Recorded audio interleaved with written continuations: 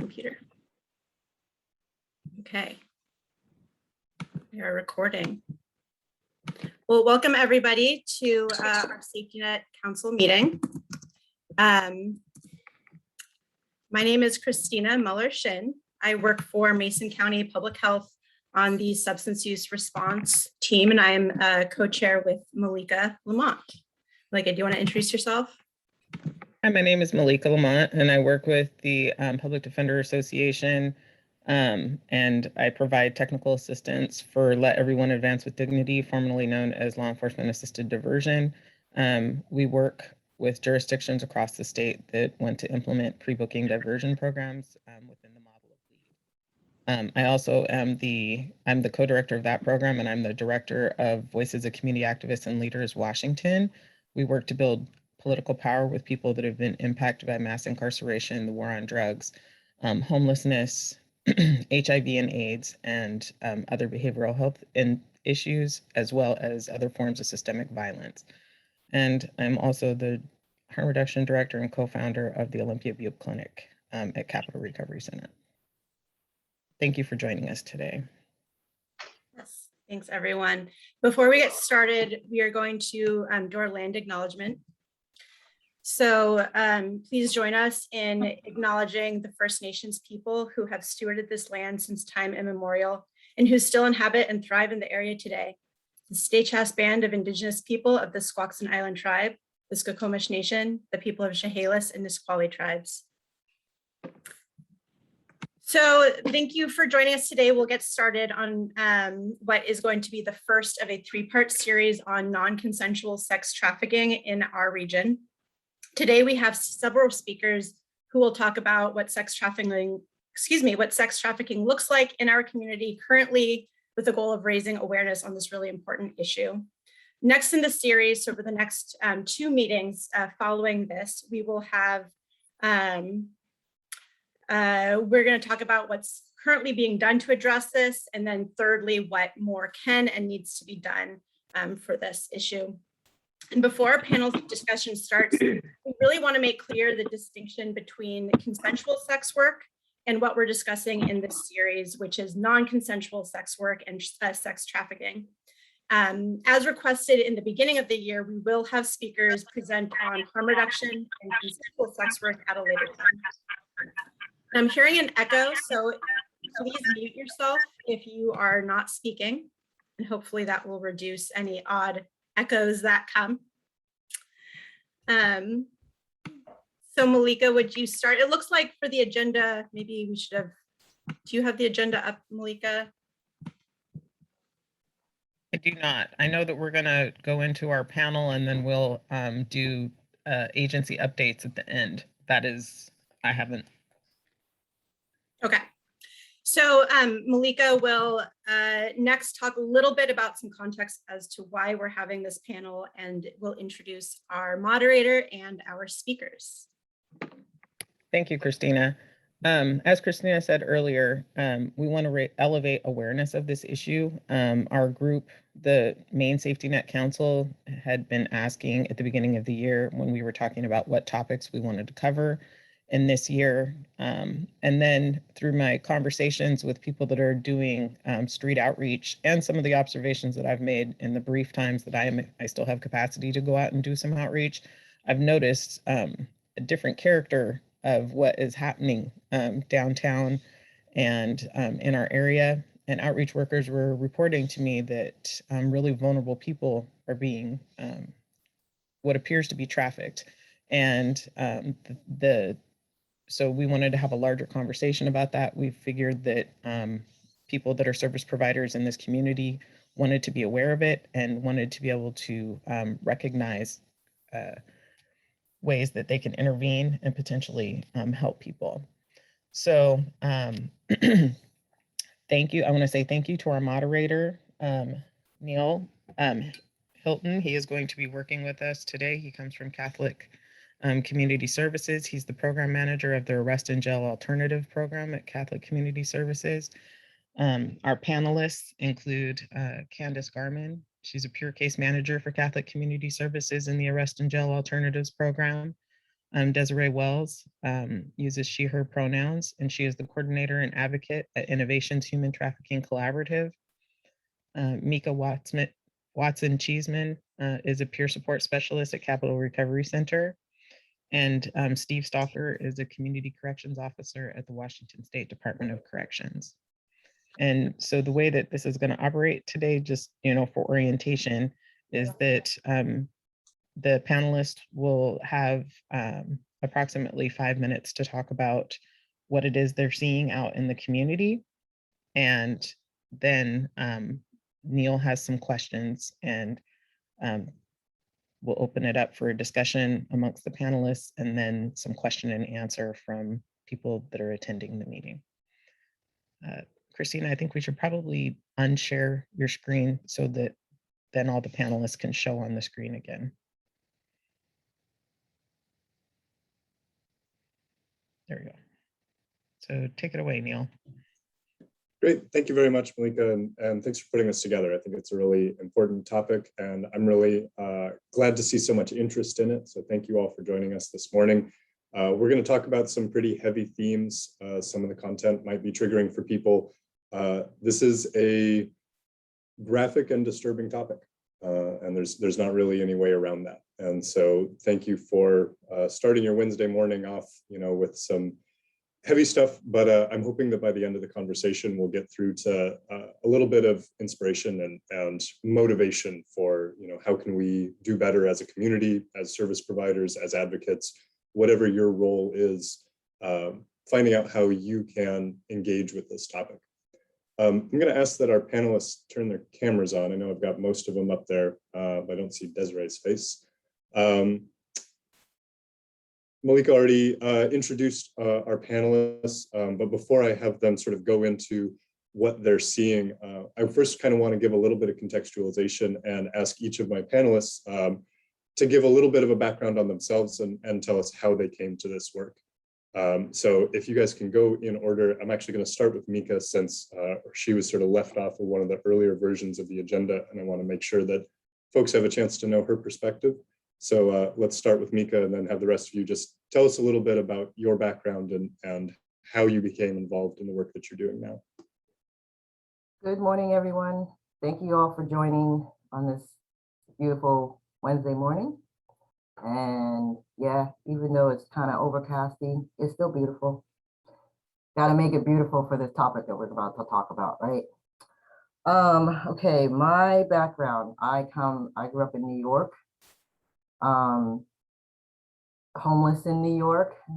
From my background, my family upbringing, I became homeless. Almost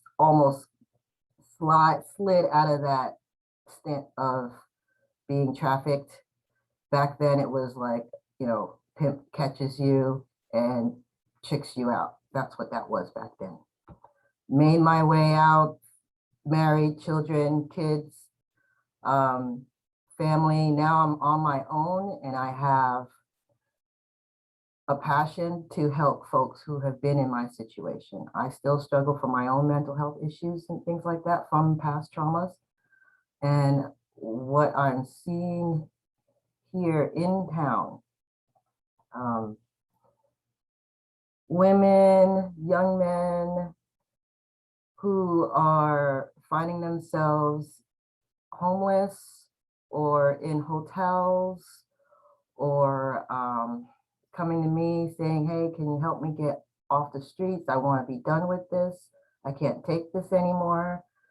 I live downtown too, so I go to those same stores that everybody goes to, like the Capitol Marketplace and downtown 4th Avenue. I see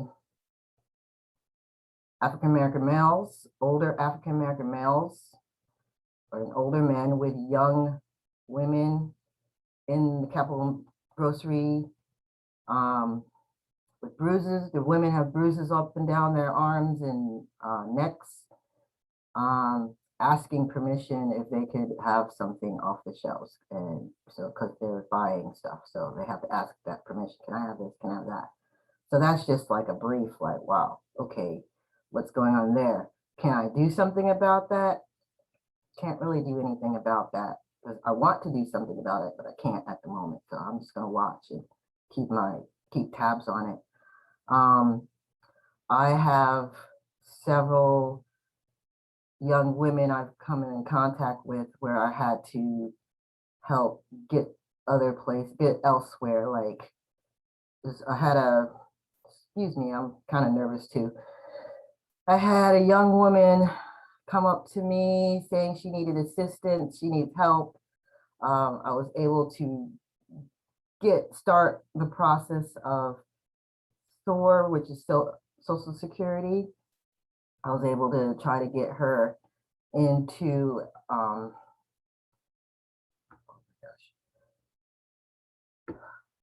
housing.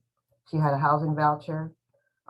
We were so close of getting her into her own house. Then an incident happened where she was almost trafficked and she knew the situation. She knew the scenario.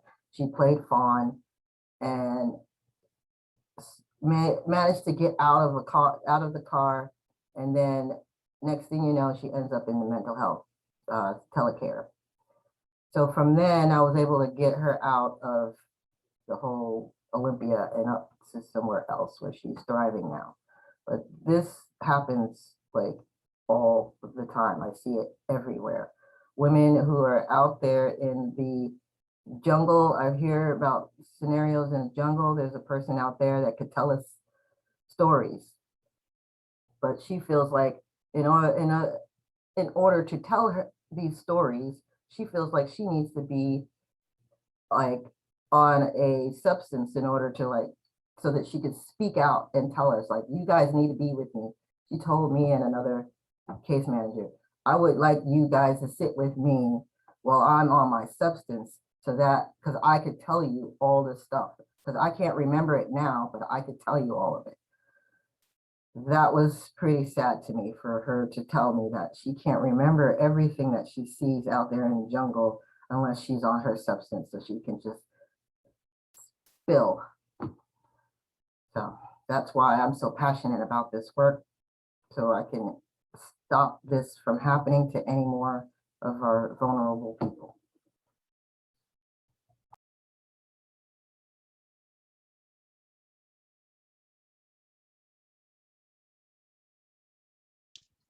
Thank you, Mika, for what you do. I can feel your emotions and I'm here for you. I just want to say thank you for helping her. Thank you so much. Thanks for that, Lisa. One of our other panelists, you want to tell us a little bit about your background, how you came into this work, and what you see human trafficking looking like locally? I'll jump in. I'm Candace from Arrest and Jail Alternatives, peer case manager. I have a lot of similar experience to Mika. Will you turn your thing off? Thank you. Sorry. A lot of similar experience. We work with a lot of the same population. Several people on here I've worked with very closely in what I've seen, but a little bit about myself. I came from the streets of Olympia, Lacey area, homeless, drug addicted, severe mental health for approximately 15 years. I have found my way into recovery almost 4 years. I've made it my mission to give back to the community from which I came. So when I was out there, this wasn't so prevalent. This trafficking, this whole topic wasn't so prevalent. Of course, there was a little bit going on here and there. I spent a lot of time on the Nisqually Reservation. So there was some stuff going on all over the place. Nothing like it is today. Nothing that I'm being a part, I'm seeing right now. I work a lot with a lot of the females in downtown Olympia every day. I see these things. I have these girls coming to me, scared. I've had several girls be like, I fell asleep, I woke up 2 days later, different clothes, different place, in a lot of pain. I don't know what's happened to me. They say, hey, like I did take this drug that I didn't, mix up myself, scared. But what I also see is that they don't know any other way, or they're too scared to come forward to anybody else, or whatever that might look like for them, because of what the person trafficking them is gonna gonna do, or the people involved in that. They're just too scared. A lot of them are really, really young, have been on the streets and victims for a really long time. And family, their families out there, still biological and street family, and like that's all that they know. I had a girl that I saw downtown in a vehicle who kept making eye contact with me, who I knew to be in a victim of this currently, really heavy. So she kept giving me eyes, and she was not able to get out of the vehicle. At one point, she was able to like get out of the vehicle and like gave me these eyes, and I knew automatically she needed help. And I was like, "Hey, you want to go get some food?" And she hopped in my vehicle, and we left. We drove around. We got food, and she just cried and told me these horrible, horrible, heartbreaking things, which I've heard from a couple other girls as well. Same perps, same situations. 2 days later, I'm waking up, this, bruises, marks all over. Like, she goes, "I would have died, or I would have been put on a boat or a plane tonight if you hadn't picked me up right now." She's like, I thank you. Here's the thing, this girl went to a safe shelter.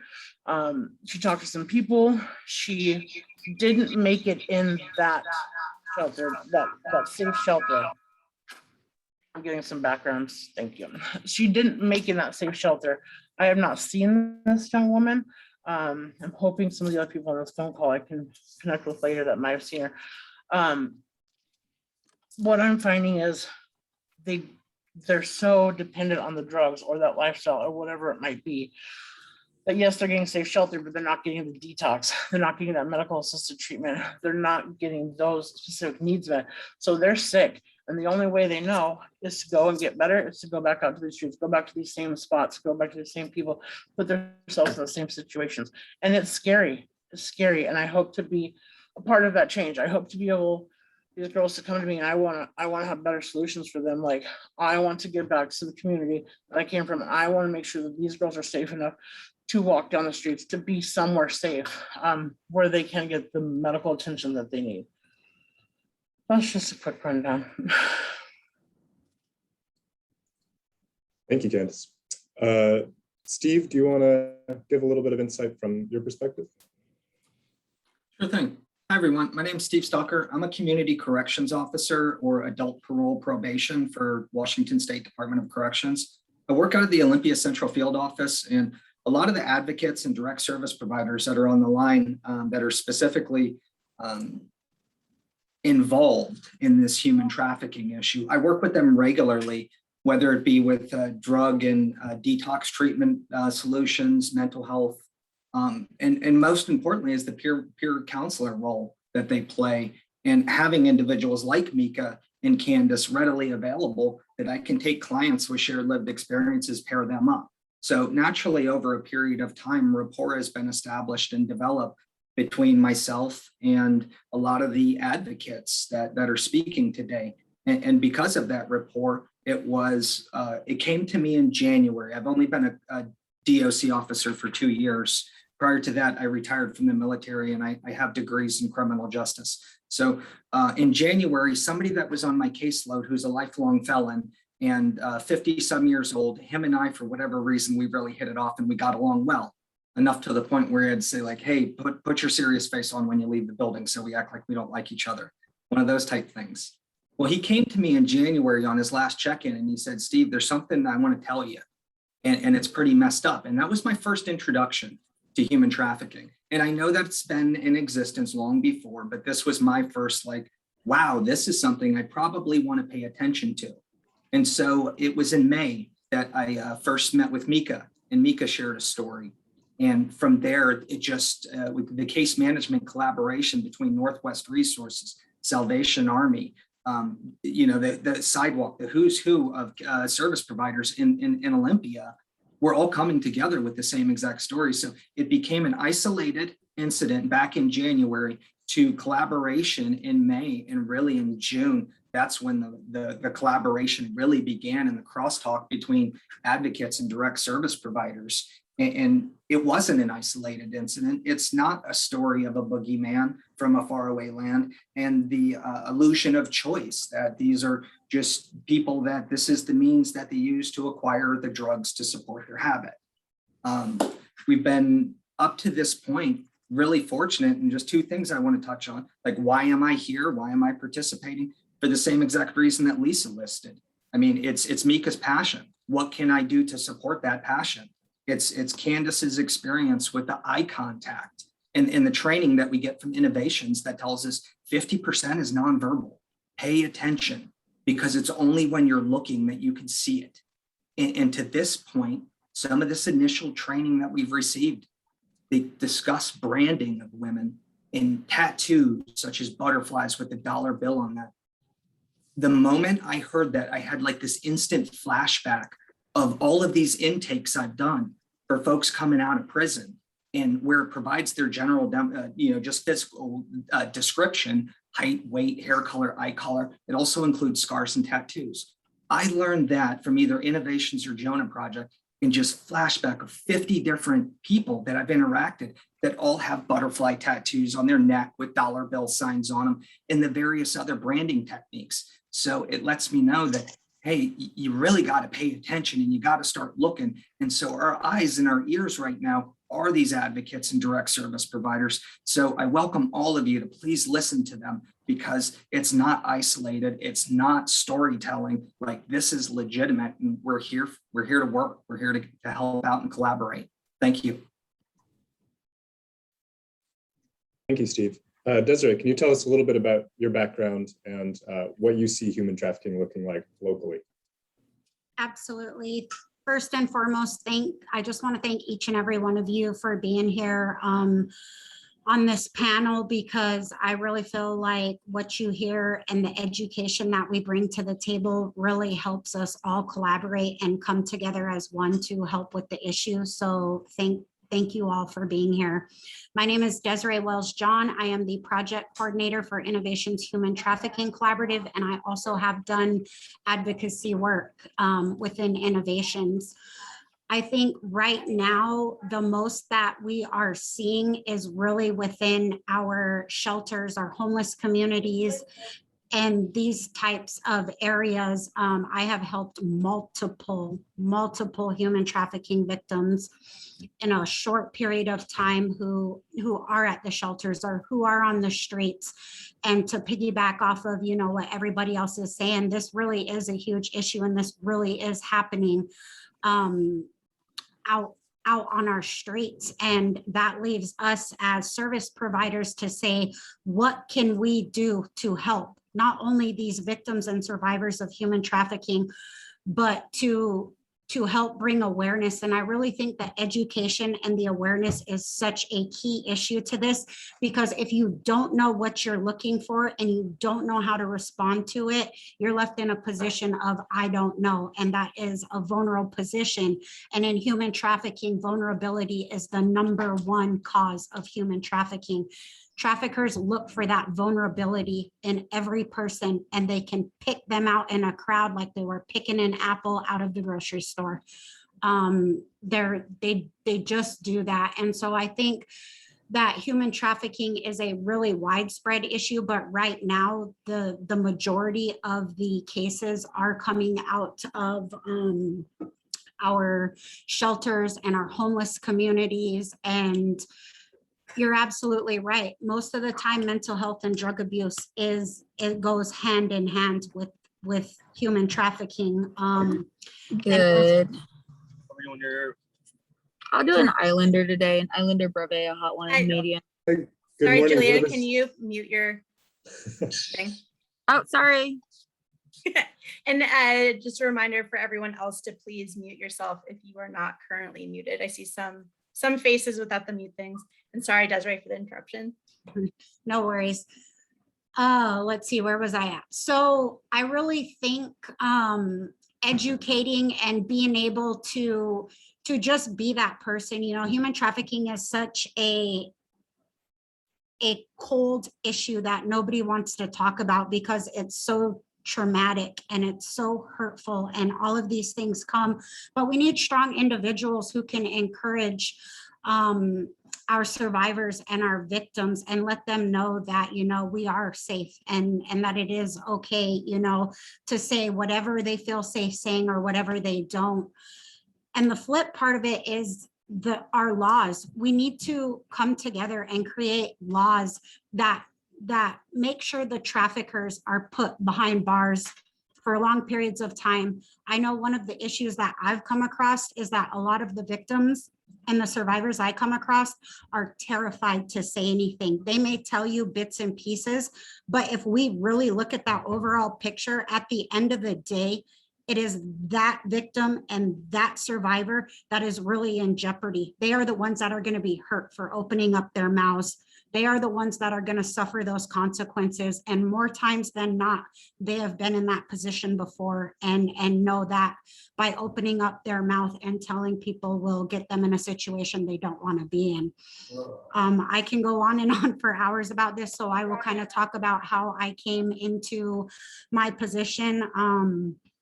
I had met our executive director and founder of Innovations Human Trafficking Collaborative, Jerry Muma, and I was listening to her talk about how widespread human trafficking was and how there was such a need for it. And so that really drew me to the overall issue on human trafficking and how common it is and how widespread it is and how we need to all come together as one. And especially within our BIPOC communities. And for me, I am Native American, and you know, I don't know how many of you know about the MMIP and the MMIW, but there's so many faces to missing women, to missing men, to missing girls, to missing boys. And their stories, some of them have never been found. Their stories have never been heard. And for me, that breaks my heart. And it makes me want to do everything I possibly can in my power to make sure no more missing faces go on these boards, and to make sure that I educate and I bring awareness, and I have a spot in my heart to help victims and survivors of trafficking and just be that overall strong, supportive person to help everybody get through this, because at the end of the day, nobody can get through this without somebody else's help. And a lot of times it just takes a listening ear and a few resources. So thank you very much for allowing me to be here today. Thank you. And thank you all to all of our panelists for giving us kind of an introduction to where you're coming from and what you're seeing happening in the community. How big of a problem is this? How widespread do you believe that this is, and how many people are impacted by human trafficking in Thurston and Mason counties?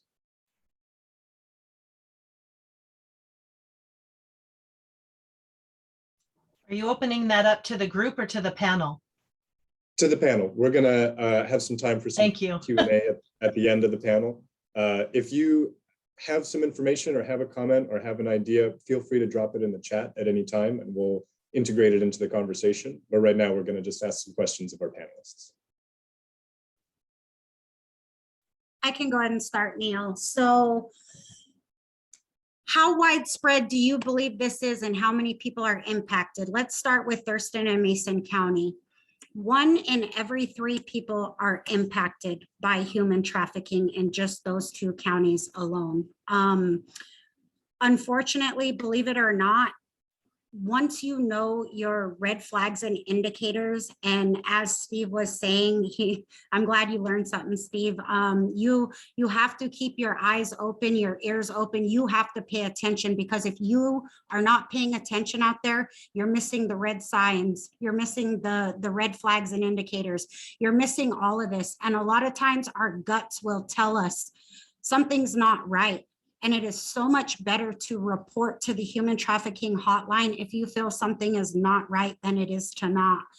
And I also want to make it very clear that, you know, if you feel that you are seeing a trafficking situation, please do not approach it. It can make it so much worse. Just call the hotline, get makes and models of vehicles, get any kind of descriptions that you can get together, and just really be detailed in those descriptions. 25 million people are denied their fundamental right to freedom in just the United States alone. That's how widespread human trafficking is. And that's why education is so important to me, because we know that it's an issue, but if we don't know what we're looking for, how do we know how to help? And when you take 25 million people, that is a lot. And the pandemic has magnified the need for all stakeholders to work together in the fight more now than ever, because that's how widespread it is. 1 in 3 people, if you really digest that, that is a lot of people who are affected by human trafficking.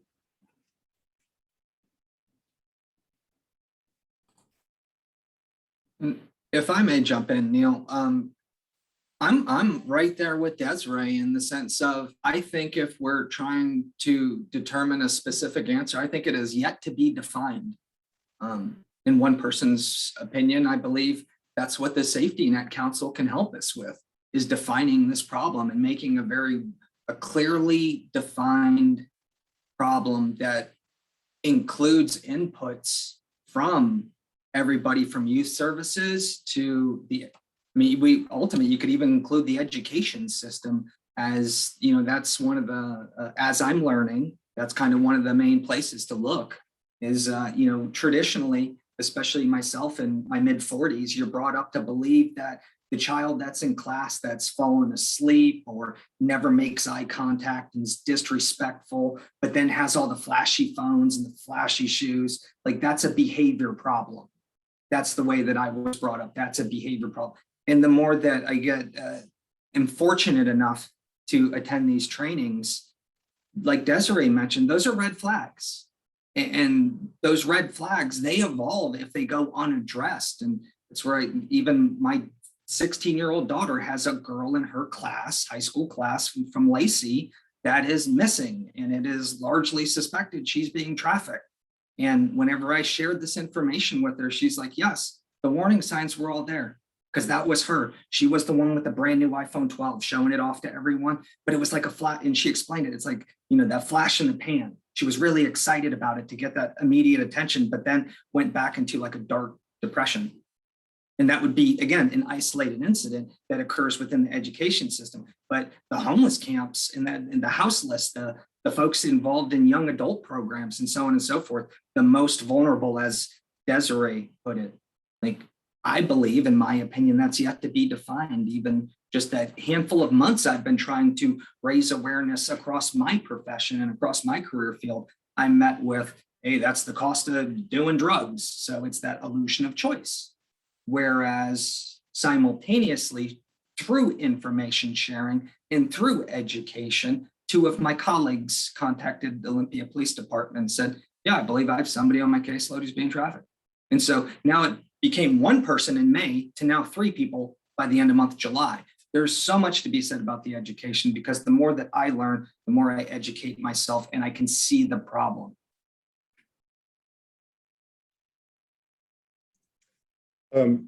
Candace and Mika, as in your outreach work with people that are unsheltered in Olympia and the surrounding areas, how often are you encountering people telling their stories? I'll jump in. I have a couple girls who are victims, and I have a couple girls who have told me they know things. So, I hear some version of it, a couple times a week, few times a week, or see the signs of it. For me, when we talk about how widespread it is, or how, the numbers look like, I couldn't tell you. I could tell you that each girl I talk to gives me 4 more girls that might be involved, or that it's coming down their line. Like, so if that's 4 girls and they got 4 girls and they got 4 girls, or like young men, like that's that 1 in 3 that Desiree is talking about. Like, these numbers just like go and go and go. Like, you may be being affected, or a family member, and you don't even know it. Like, it's so closed off. Like, that's not going to happen in our community. Well, it is. That's what's going on right now. Like, and it's prevalent, and it's more in our face than we even think. So the numbers are just astronomical, especially if we talk about like going beyond Thurston Mason. There's boats, there's planes, there's cars traveling out of these counties, going to God knows where. I had a girl tell me that she was pretty sure she was going to be put on a plane and shipped out of the States. And like, you know, that's just crazy because this now becomes out of the United States. It becomes international, national, it's local, it's rural, it's everywhere. So the numbers, you know, like Steve said, to be determined, really. And I want to say, I agree with, yeah, same thing with what Candace says. I see this every day, not every day, but every time that we're downtown at the UGM, at the food bank, at the mitigation site, there's always somebody coming up to me. Every time I see this one girl comes up to me, she's like, am I going to be able, who can I talk to? Because I know this one girl, this one girl tells me this, and can I try to get you to meet with her and things like that so that she could tell you her story. I'm like, well, yes, let's work this out. So you could tell the story. And I had one girl meet with somebody to tell them their story, and soon after she sat and told her story, she's hit by a car. So, and then having to go up to the hospital and have the people at the hospital act like she's just, oh, you're just here for your drugs or whatever. And they treat her the way they treat everybody who has been in that homeless situation. So yes, weeks later, she's found out she's got a broken hip or a fractured hip because of that situation, because of that scenario. So yes, however, the numbers, it's everywhere. It's all over this whole world. Everybody is being used for something. That's happening. They're going to be shipped out, shipped in, everywhere. So that's what I think. I want to touch on something that a few of you have mentioned. How does trafficking in Thurston and Mason counties connect to the larger context of this industry? You've mentioned the potential of women being shipped out. What does that look like on a larger scale? Well, Neil, I think on a larger scale, I think that human trafficking is, as I want to make it very clear that this is just not an issue within our own towns, our own cities, or the United States. This is a worldwide spread issue. And I want to touch on how much money human trafficking brings in. And unfortunately, in today's day and age, money means power, and whoever holds the money holds the power. And so when you're dealing with these dynamics of all of this, the bigger the trafficking ring, the more powerful it is, the harder it is to bring that down. And although we have different forms of bigger trafficking rings where people do have the money and power, and girls who are missing, it's really difficult for law enforcement, because in the bigger trafficking rings, these girls are moved from city to city, state to state. So when law enforcement finally dials in and knows that there's a problem, all of a sudden they got 10 new girls. They just move them around like they are nothing. And that creates a whole new jurisdiction. It creates all these other problems to where now they're left with nothing and to start from scratch. Then you have your smaller issues within human trafficking, where some of it is survival sex. Some of it is that, you know, this has happened from a very early age, and it could be generational. You know, grandma did it to mom, mom did it to daughter, and there's all these different forms of how you can potentially get yourself caught up into human trafficking, specifically sex trafficking. And there's all these different dynamics that can play into that. And depending on what lifestyle you are, where you came from, kind of depends on how you engage in that. Sometimes a lot of victims do not self-identify because they're having survival sex just to be able to have a spot to lay their head at night, or to be able to feed themselves, or to be able to feed their drug addiction. Sometimes they just don't know any better because grandma did it and mom did it and now I'm doing it. And to them, they just don't see any other way, because that was never taught to them. They just never knew any different. So I think depending on how the survivor or victim got into the situation of trafficking really depends, and that can be so widespread. Like there are so many ways. Sometimes, you know, girls just run away and end up meeting the wrong person. There's just 1,000 different scenarios as to how people can get trafficked, but for the most part, it's usually familial trafficking, survival sex, and really just youth runaway, and that's their way. And nowadays, I think society teaches our children and our young adults that you have to be beautiful on the outside. What defines beautiful? You know, they have all of these different posters of skinny, beautiful, tall women. And I really think it's real important to educate our young adults and our youth that that's not what defines beauty.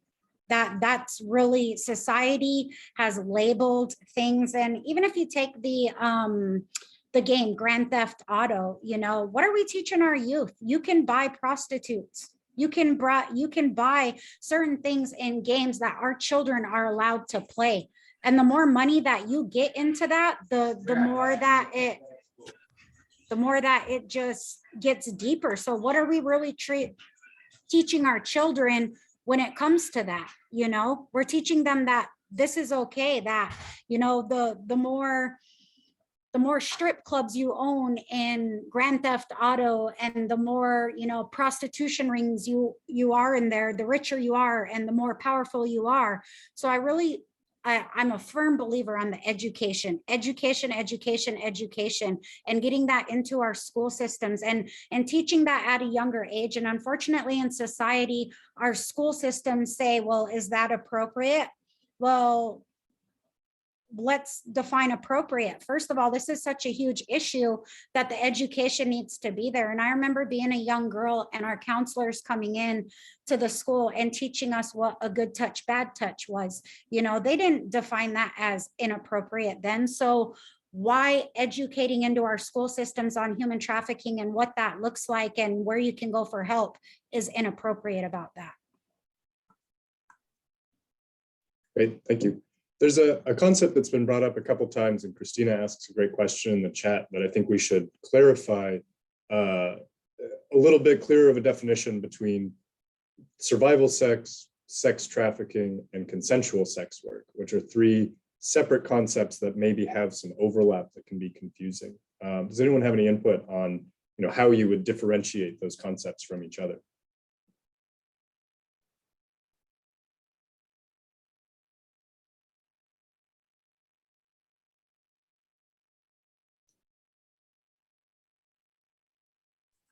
I'm gonna jump in. I just gonna be honest, I don't know the exact definitions of each one of those. Like I have my guess, but I was hoping maybe somebody more on the education level like Desiree might be able to educate us all a little bit more.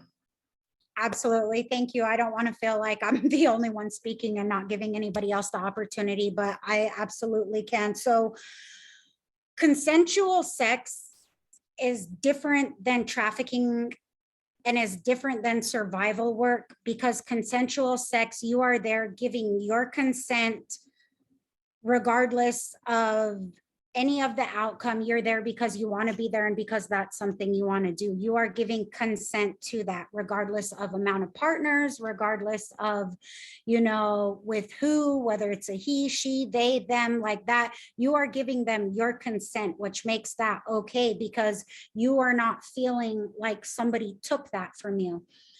Now, when you're talking about survival sex work, survival sex can be identified as anything from food, a place to sleep, resources, anything of monetary value. It could be anything. And because that person doesn't have that, and the other person is saying, well, you have to have sex with me, that is non-consensual, because they should just be giving that if that was the case. So now they're using that person as a commodity to themselves to fulfill a need that they have, knowing that what they're doing is wrong, knowing that they are asking this person to have sex with them when they do not want to have sex with them just to be able to eat, or just to be able to sleep somewhere, or just to be able to have a resource or anything of monetary value. Maybe it's to use the phone. It could be anything. And I really mean anything. And when we define human trafficking involves force, fraud, and coercion. A lot of times traffickers will find the most vulnerable people and they will be their knight in shining armor. They will be there as they're crying because so-and-so did this to them, or maybe mom and dad kicked them out, or whatever the case. And that trafficker will sit there and listen to them and be understanding and, you know, buy them another drink or buy them dinner or be this nice person. And as time goes on, that the victim gains the trafficker's trust and really feels like they owe them, or that they have to repay that. And so then they find themselves in a situation that they never thought they would find themselves in. And that trafficker then turns around, and this is a metaphor that I'm using, but uses all of that as a loaded shotgun against the victim that they just victimized. They'll say, well, nobody cares about you. You know, mom and dad just kicked you out. I'm the one that's been feeding you. I'm the one that's taking care of you. I'm the only one that loves you. And if you go tell, nobody's going to believe you. Look at where I found you, you know. So they really brainwash and demean the victims and the survivors of trafficking. I hope that answers the question better. If anybody wants me to answer any more than that, I can. If you just drop it in the chat, I can totally answer more than that. And I really hope that kind of separates the difference between consensual sex, trafficking, and survival sex. And survival sex is a form of human trafficking.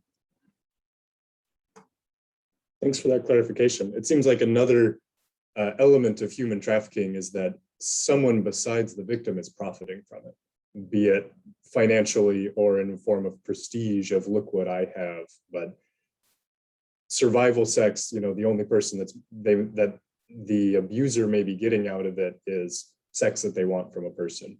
Whereas with trafficking, they're now being paid by a third party or receiving some other form of compensation for facilitating that kind of forced, coerced sex work. Neil, can I also clarify, escorting is not human trafficking.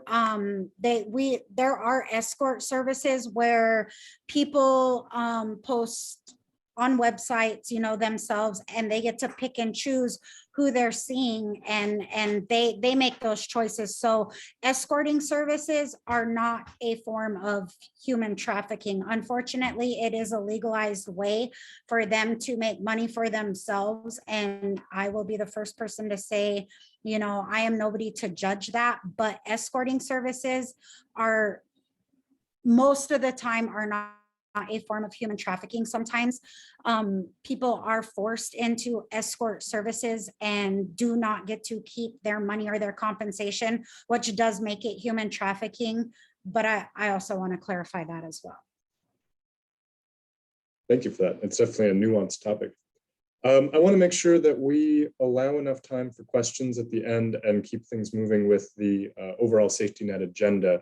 So I'm just going to ask one more question to the panel, if we can answer it briefly, and then if we've got a Q&A, a couple minutes at the end from the audience. Sort of wrapping this up, what kind of help can social service providers that serve marginalized communities offer to victims and survivors of trafficking? I'll jump in. Some ideas that I have and that I like to support my girls with is anonymity, no names. You know, if they're ready to come forward, we'll connect them with the right people. I feel like not setting people up for failure, like I discussed earlier, about giving them safe shelter, but not giving them the medically assisted treatment or the mental health pieces that they need. I feel if we had a safe harbor with those in place, I think that that'd be really great to help our girls. Yeah, I just think that a big concern, like I said earlier, is, you know, girls will take these steps and, you know, whatever, but then you know, they're not they're coming down, they're withdrawing. And so they backstep. So if we had those medically assisted treatment, if we had something out of town where they wouldn't be able just to go right back, maybe that would help. I mean, maybe it would just put them into another area, but I mean, even meeting with like somebody that they want to talk with, whether that be a cop or whatever that looks like, having them go into a local community building to have that discussion. Well, they all think they're going to be watched. So if they are being watched and they go to talk to a cop or whatever, or meet in the same building all the time, like that's sending signals to whoever's watching them. And that's not going to be good for the girls once they exit that building. I mean, even if they're there for a couple of days, like let's get them out of town. Let's get them some medically assisted treatment. So, you know, they're not running right back out the door, you know, to the same people that they're saying are doing these things. I just think that the anonymity, the safe harbor, the medically assisted treatment out of town or not right down the street from where their trafficker is sitting. Like, I think that that's something big that I would like to see the community wrap around. I think it'd be great support. It's just a shame. I feel like sometimes they're being set up for failure because we're not taking those precautions to get them out of town, to get them in a safe spot where they feel like they can talk a safe person, or they don't have to come back. A lot of them are scared for their lives, you know, and they go back because that's what they know. They don't know any other world. It's generational sometimes, like Desiree's talking about, grandma, mom, like that's all that they know. But if they're willing to speak up, let's give them that space. Let's give them that respect. Let's give them that dignity, and then protect these girls, because that's what they need. They've never been protected. They've never had anybody care about them. So let's move them out of town. Let's give them medically assisted treatment. Let's get them on the right step. Let's do those things to protect them so they don't get taken. So they're not like automatically shipped to another place because, oh, they're talking about what's going on here. Let's send them away. You know, there's transportation readily available to get these girls or these young men or whatever out of town. They're there. You know, it's happening. It's right here. I just really would like our community to come around what it's going to look like to get these girls safe in the, you know, in a space where they can do what they need to do to take care of themselves for the first time in probably their entire life.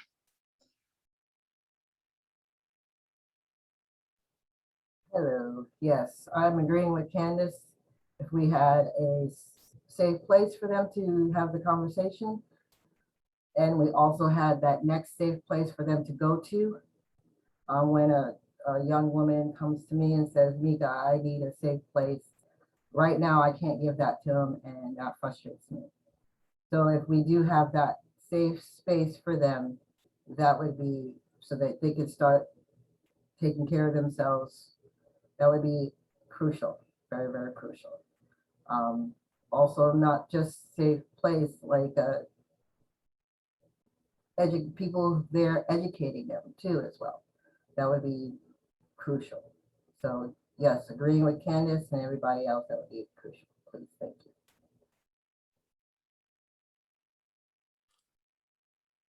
Hi. To caveat off of Candace and Mika, I'm a firm believer, and I'm going to show my age using the Field of Dreams quote, but I'm a firm believer, if we build it, they will come. Candace is spot on. The existing systems and processes that we're using from initial victim survivor contact, like we're doing the best we can. One part building the airplane as we fly it. Next part is like, who has popsicle sticks, who has glue, and who has some paper clips? We got to make the best out of this. But no, there is no real, and it's unique because at the same time, we're doing the best with the tools provided. Case managers, advocates, direct service providers reach out to professionals like Desiree. And so we're establishing connections, and we're getting great support from innovations. We're getting great support from, you know, other agencies as well. But simultaneously, those are just Band-Aid fixes. Those are enough to get an individual into a hotel for 1 to 3 days. But from there, in that 1 to 3 days, we're still really in crisis management at that point. You have somebody who's been incredibly traumatized. They're going through some sort of substance withdrawal, because majority that the advocates work with are with the houseless population. And so it's an incredibly unstable situation. And you have these advocates and service providers with like bare bones training in human trafficking, trying to convince another human being that the safest option is to stay where they're at and wait for the cavalry to arrive. But at the end of the day, there is no cavalry. There is no middle or long-term solution. And that really ultimately goes back to a request for support to the safety net council. And how can we get better? How can professionals that are online right now, how can you dissect our existing processes and systems and say, hey, here's a harm reduction strategy that you could incorporate? Or like we had with PIPE, you know, what happens whenever you have somebody on that comes to you and they're trans? Like that one was thrown at me in July and it's, I don't know what to do. And so the best I have is Google.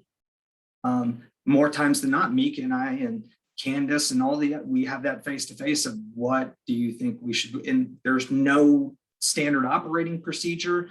The best we're doing is calling out, reaching out to the subject matter experts like Desiree and asking, hey, what do you think? And so I come to you hat in hand asking the Safety Net Council and the folks online, like, we need collaboration. We have a $0 budget. It's an all volunteer force. Everybody's doing this with minor or major bleed over into their day jobs. But ultimately, this is just out of the kindness of people's hearts. So with that being said, you know, what can we do to expand collaboration and solve some of these capability gaps?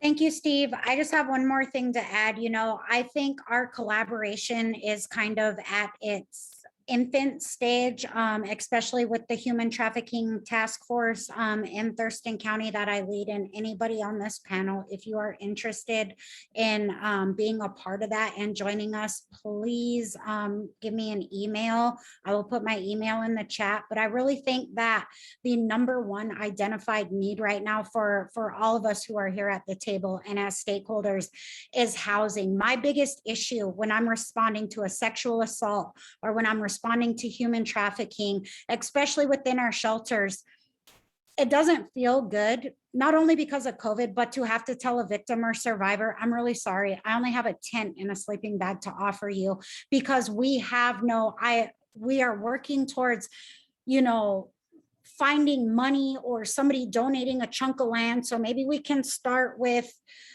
travel trailers or tiny homes. But right now, the biggest need is housing. We have nowhere for them to immediately go. And if we do, it's a shelter that allows them to stay there for the evening, but then they're right back out on the streets to face their abusers, to face their traffickers, to face all these same people that they are terrified of. And as a project coordinator and the advocacy that I do, there's nothing that feels worse to me than to have to look a survivor or a victim in their eyes and tell them, I'm really sorry, you know, that you're going to be safe at the shelter tonight, but when the shelter kicks you out in the morning, you know, I can only bring them to my office for so long. Like, what do you do? So housing is the biggest need right now, not only for human trafficking victims, but for everybody. Housing is a huge issue right now that we all need to collaborate and come together and hopefully figure something out. Thank you for that. As Christina said in the chat, we're going to keep the discussion going a little longer and run over our allotted time. So thank you all for your engagement with this topic. There have been a ton of great questions dropped in the chat, so I'm going to deviate off of the script that I prepared because I would rather hear answers to the questions that the group are asking. If you have any additional ones, please feel free to ask them there. Something that was touched on was the existence of a task force. Keely had asked, you know, is there a task force still in operation? Is there something that's action oriented? Is there somebody who is taking this work on? Can you speak briefly to sort of what the work of the task force is that's happening right now? Yeah, so at our Thurston County Human Trafficking Task Force right now, we are, the overall goal is to build a protocol and procedure to be able to activate a response protocol. So when when social workers or anybody have a victim or a suspected victim of human trafficking, at Innovations, we have a screening tool that the task force has helped give us input on, that basically either is a 100% yes or a 100% no. Either they're being trafficked or they are at risk of being trafficked, or no, they are absolutely not being trafficked. And so with this, with the Thurston County Human Trafficking Task Force, we want as many people at the table as we can that can help with drug and alcohol treatment, that can help with mental health, service providers that can give us insight as to what's going on and say, hey, you know, I met, you know, Daisy Blue over here and she, you know, has been in this a while. Can we collaborate and kind of start referring her to the resources that she needs? And my ultimate goal and what I'm trying to work towards now is really creating strong partnerships and MOUs for places that say, okay, can you please hold 2 beds regardless all the time for detox for human trafficking victims? Can you hold 2 beds for housing? You know, I really want to be able to create the partnerships and MOUs so people's feet can really be held to the fire. Right now, everybody, you know, kind of says, oh, well, I'm here to help. And when we go to make the phone call saying, hey, do you got a safe bed available? They're like, oh, no, sorry, you know, and that just kind of seems to be the story lately. And as service providers, we're scrambling around for our resources, trying to figure out what's best. So I really want to organize and create a structured way to where we can build a flow chart that really allows us to pick up the phone and get victims and survivors the help and the resources that they need to, in the end, live really strong, self-affirming, sufficient lives to get their lives back on track.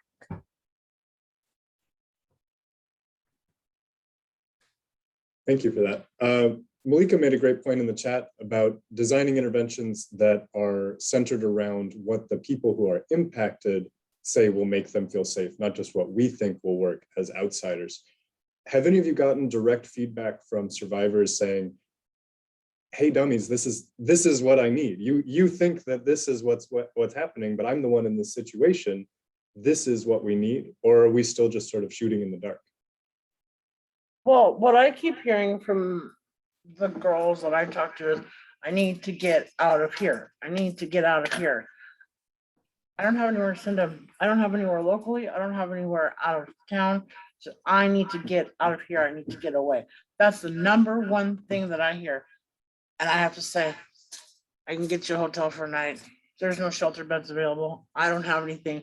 I had one girl say, you can put me up in that hotel. They're following me. They're going to know I'm there. They're going to take over that room and they're going to put me out of that room. They know where I'm at. You put me up in the hotel, it's just putting me right back in it. I don't have somewhere to put them out of town. I don't have those resources. And I feel really horrible having to say that. I will ride around in the car with them a little bit longer. I'll do what I can. I'll make the phone calls I can. It's heartbreaking. I hate to have to say, I can't help you and put you out on the street, give you some food, give you some clothes, give you some water, give you a hotel for a night that you already know what's going to happen. Like, there's nothing. The number one thing is I need to get out of here. I need to get out of here right now. That's it. That's the number one thing I hear. Neil, I know that at Innovations, we are survivor led, and for our survivors and victims who are comfortable speaking, or even if they don't want to publicly speak, we try to compensate them for their lived expertise, you know, because you're right. This is shooting in the dark. And how do we know unless we are getting that information from those who are affected by it? Like the source of the information. And I know I spend a lot of time with my clients, you know, asking them questions and getting feedback from them and really trying to empower them and say, you know, you have a voice.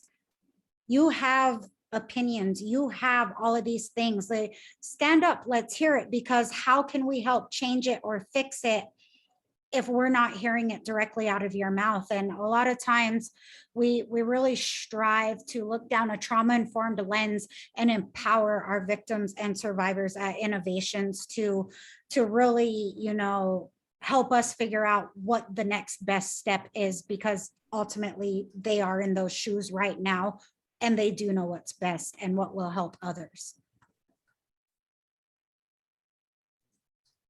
Absolutely. What about other expert agencies that are potential resources? Charlie, I think, had to leave the chat, but they ask a good question.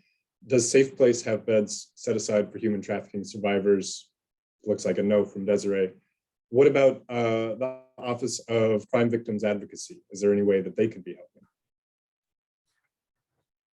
Not that I've known. I have collaborated all across the board, and the help that most of them are able to provide is what Candace said. It's a temporary Band-Aid that really gets them 24 hours to a week of a hotel, and it stops the bleeding for a minute. But after that week, then what? Where are they going to go? We can work on coordinated entry, and we can work on all these things, getting them an ID. And the barriers to the housing, I know for us and people that we partner with, the victim or survivor has to have an ID. They have to have a credit or debit card for incidentals, because we can't take on that liability of the incidentals. Like there's all these barriers that are in place of what's there to help. And let's just say they pass all those barriers. What after 24 hours? What after a week? That's still not anything. Even if we could start with something short term, 30 days to 90 days. If you can make it through that 30 to 90 days and you can get through your drug and alcohol treatment and your mental health and start working towards your goals, and start with small goals, you know, because a lot of victims and survivors can't see past tomorrow. They can't, it doesn't register that they're able to live affirming lives. They're able to be self-sufficient. They've never had that. They're constantly used to somebody telling them when to eat, when to shower, what color their hair should be. So when you provide them with choices like that, they don't know how to answer. I know the first thing I do that I offer when I respond is, you know, are you hungry? Would you like something to eat? And a lot of them are like, yeah, I would like something to eat. And I'm like, okay, well, what do you want? Anything you want. And they're just looking at me like, what? Did you just ask me whatever I want? And I'm like, yeah. And 9 times out of 10, they don't respond because they don't know how. So I just go to McDonald's or I go to Jack in the Box and I just order one of everything in a milkshake. But sometimes they are able to answer and say, wow, nobody's ever asked me that before, you know? So sometimes it's hard for them to really capture that overall. Absolutely. Steve, go ahead. Christina asked a great question about building collaboration with entities outside of our community, be that in Eastern Washington or out of state. And that's sort of a perfect segue into some of the work that Steve's been doing on making connections with other agencies working in this theme in Spokane, as well as California, and maybe some other places as well that I'm not aware of. Steve, are you able to share your screen? I dropped it in the chat if folks want to peruse it individually. As much as I would like to take credit for a lot of the collaboration efforts, it's the really cool thing about, and I'll, Mika, whenever I finish real quick, would you mind sharing about the history, kind of the Firefly and how you came up with that name? Because it's pretty cool to me.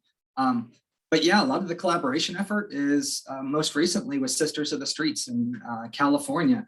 That was from the Community Action Council, and it was one of their outreach workers who forwarded an email and was one of those, got a little bit of spare time, so made a phone call and connected with people. And so that triggers the idea of, hey, if you have one good-hearted person doing outreach and involved in human trafficking who can make that external connection all the way to California, imagine what this audience can do. And so as you can see, I think Mika started us off with a collaboration with the Jonah Project initially, but from there it was really cool because we got introduced to Desiree and Innovations and started with them the same time we started collaborating with Jonah. And then we even, Desiree was introduced us to Washact and Warren, which is King County centric. And we're still at initial collaboration with Washact and Warren, who are a subsect of the International Rescue Committee, or the IRC. So with that, Walsh Act is going to be more law enforcement and prosecutorial services, whereas Warren is going to be more survivor and social worker centric to handle a handful of those. But Mika, please, could you share about the Firefly? I don't want to steal your thunder. Okay. I got to start by saying this is how it all kind of started. I was outreaching down at the food bank, and the security guard came up to me and said, "Hey, Mika, we have somebody inside here. Could you please talk to her?" I said, "Sure." Go in and talk to her, and she actively shaking, petrified, scared, because she told me the story. She's been trafficked. She ran, she's fleeing, actively fleeing. This person is looking for her and watching and circling the area because they found out where she was. We had went outside for a minute to so she can explain some things to me some more, or if she wanted a cigarette or something. I go outside with her, and sure enough, the person who's looking for her is circling us, circling the whole food bank mitigation, circling, because he sees her and he's waiting for her to leave. Right. So active, like me being a peer and me coming from the same kind of background, I go into fight mode. She's in flight and I'm in fight mode, going, what? Come on, dude. I want to see you come at her right now while I'm still here. So we go back inside. I'm like, let's go back inside. We'll see. I'm calling all these people. I'm calling Safe Place. No, they're full. I'm calling Turning Point. No, they're full. She gives me a phone number that she was calling, and she was talking to somebody. She was talking to somebody from,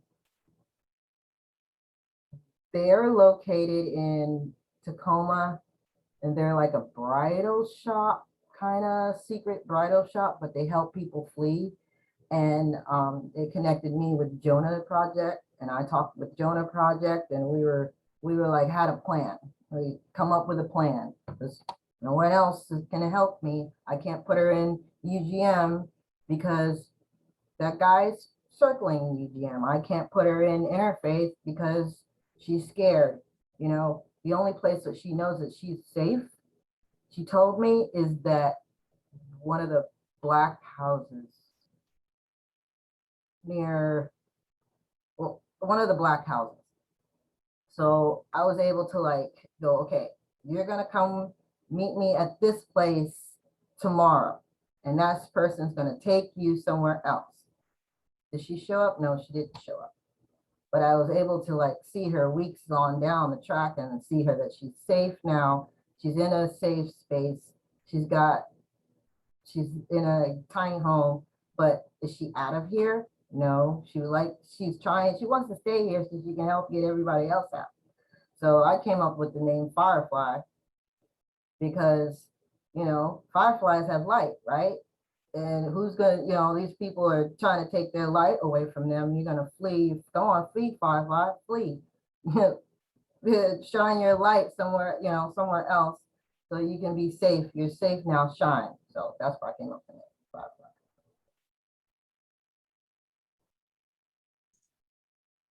Thank you for that. And that raises a good question, in terms of how people that are committed to this are organizing against it.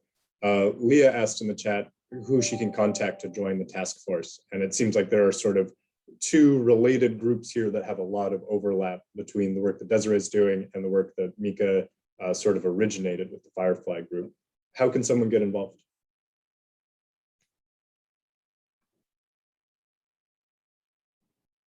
So I did put in the chat, Neil, anybody who is on this panel or knows of anybody who is willing to be at the table to the Thurston County Human Trafficking Task Force is more than willing to send me an email, I can, if you, in the email, if you can list your name, the organization you're from, and your title, I can totally send you the invite. Our Thurston County Human Trafficking Task Force meets once a month.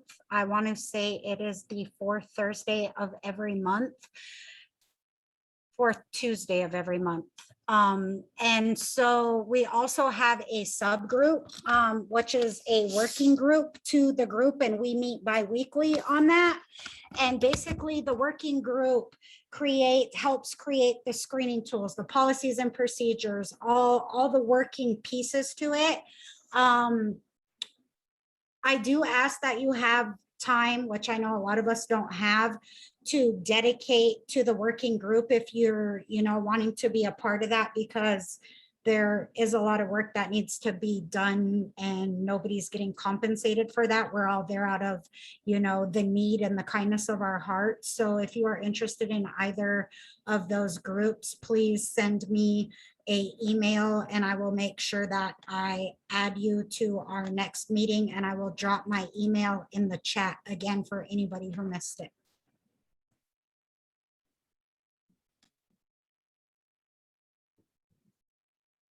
Great, thank you very much. And as Christina says, the next session, which is 2 months from now, will cover more of what's currently happening, and hopefully there will be some updates to share of work that can be happening between now and then, as more and more awareness is raised around this issue and people get plugged into it. And I can tell that there's a lot of enthusiasm in this group for figuring out, hey, how can I contribute to the efforts here?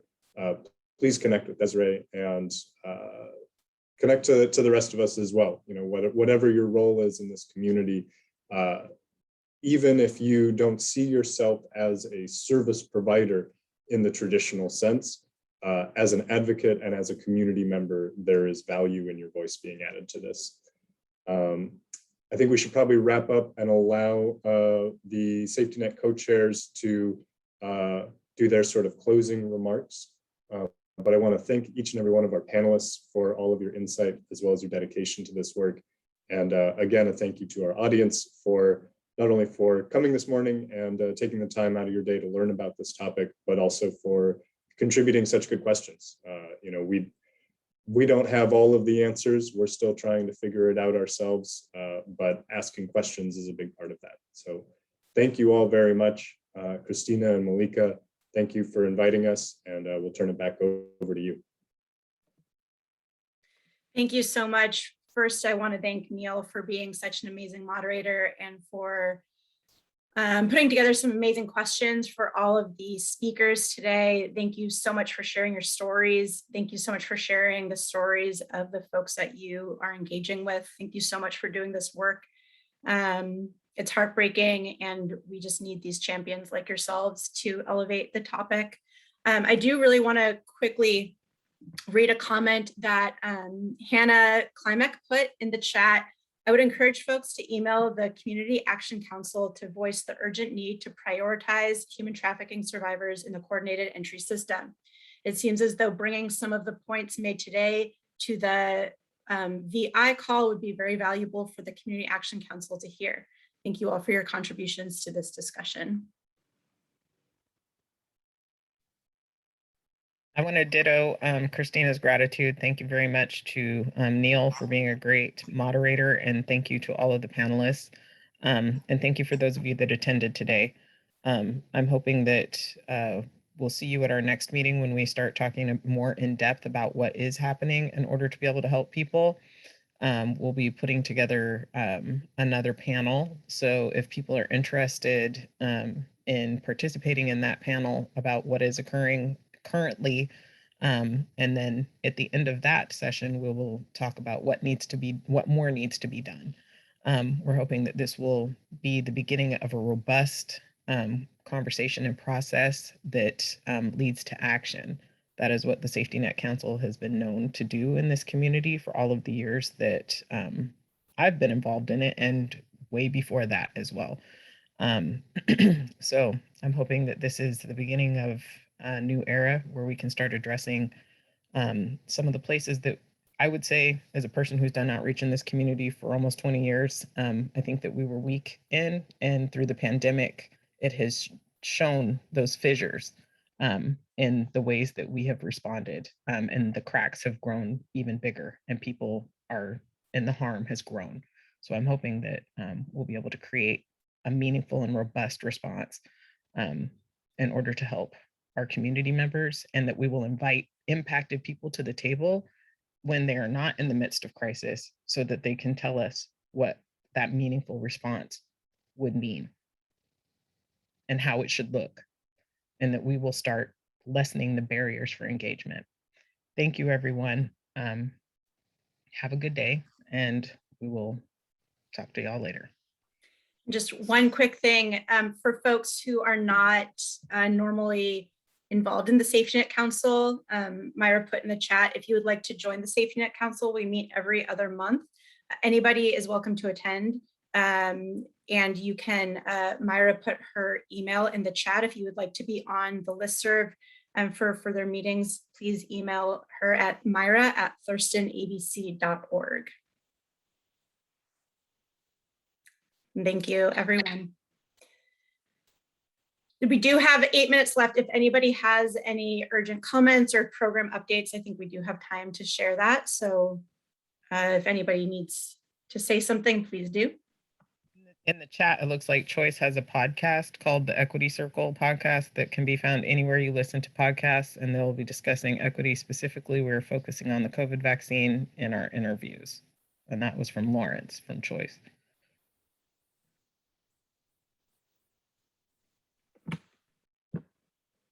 All right, let's wrap it up. Thank you again. Thanks, Malika, for sharing your wisdom and always elevating the voice of folks who are impacted. And with that, we will see you in November. Take care. Bye. Thank you. Goodbye. Bye.